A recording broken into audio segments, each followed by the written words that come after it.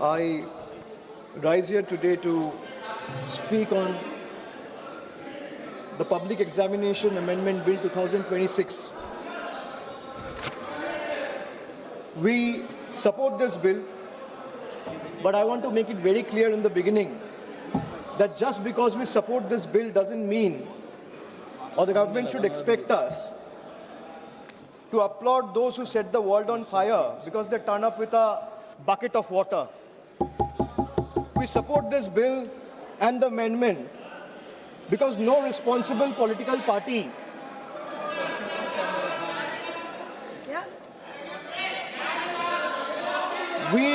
अरे चुप कीजिए या तो मैं बोलूं sir please put the house in order चुप कराइए आप इनको बोलिए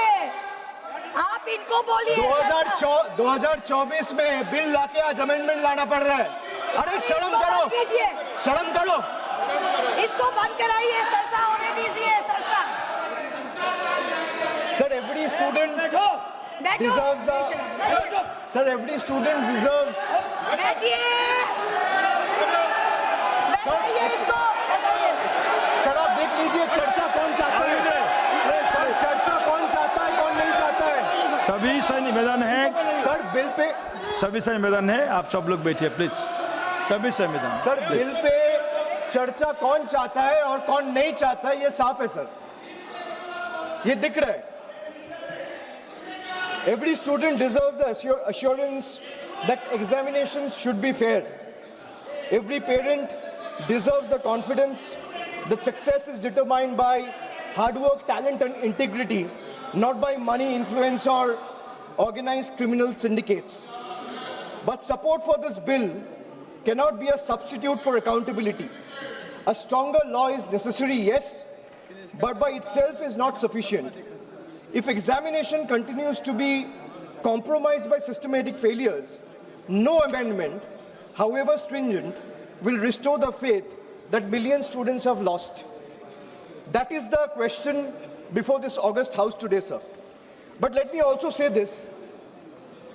The bill that is being discussed is not a solution. Rather, this bill is an admission. It is an admission that the NDA and the BJP government have failed. It failed to protect examinations, it failed to protect the students, it failed to protect the merits. And today, after the failure exploded across the country, it wants Parliament to believe that increasing punishment will erase 12 years of incompetence. Well, it will not. This government has mastered one art. Whenever governance fails, they change the law. Whenever administration collapses, they increase punishment. Whenever institutions fail, they announce another committee. But governance is not done by headlines. Governance is measured by outcomes. So what is the outcome? So paper leak after leak, exam cancellation after exam cancellation, student pushed into depression, parents pushed into debt, dreams pushed into uncertainty. So the BJP government calls itself a government of new India. Sir, young India today asks only one question.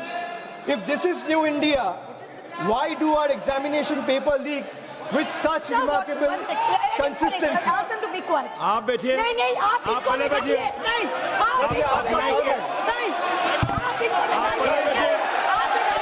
इनको हंगामा करना है तो हंगामा करें। Sir यही नहीं चाहते हैं सदन चले।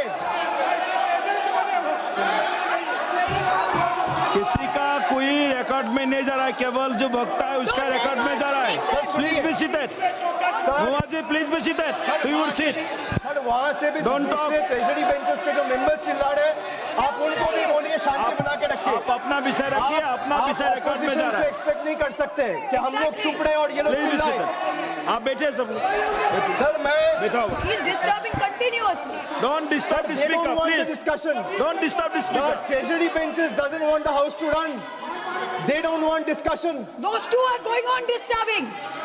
no you are not allowed to speak Sir, you tell them no. why No. not if No, they can Mohanji. speak from there this type of behavior you not can't good silence and stifle the voice of please sit opposition please sit you cannot do that please sit No. they are all sitting they are all every sitting member of this house Please be Every seated. member of this house has to be treated equally. Please be seated. You continue, please. Why you are disturbing so much? Sir, if this All new free India, sir, if this is our new India, why do our examination paper leaks with such remarkable consistency is the question I would like to ask, sir. Every year, the government promises a new system. Every year, students get the same old scandal. The names of examinations change, the names of victims change, the names of accused change, but somehow the crime and the government never changes.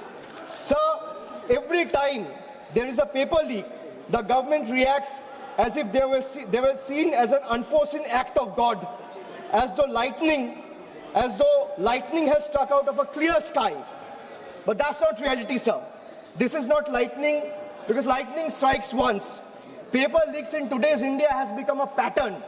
It has become a system.